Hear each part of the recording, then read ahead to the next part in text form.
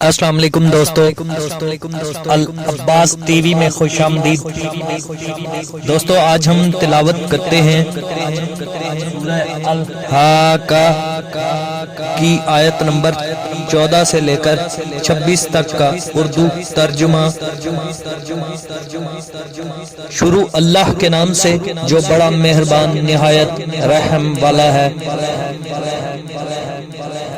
اور زمین اور پہاڑ دونوں اٹھا لیے جائیں گے، پھر ایک بارگی توڑ پھوڑ کر برابر کر دیے جائیں گے،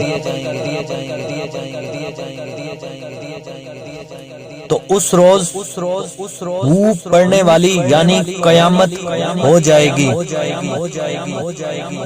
اور آسمان پھٹ جائے گا تو وہ اس دن کمزور ہوگا، اور فرشتے اس کے کناروں پر اتر آئیں گے، اور تمہارے پروردگار کے عرش کو اس روز 8 فرشتے اپنے سروں پر اٹھائے ہوں گے۔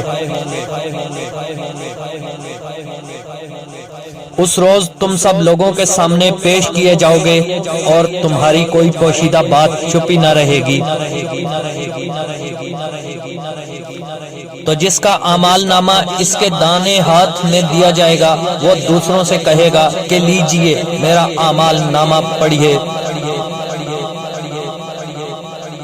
مجھے یقین تھا کہ مجھ کو میرا حساب کتاب ضرور ملے گا، پس وہ شخص منمانے عیش میں ہوگا، یعنی اونچے اونچے محلوں کے باغ میں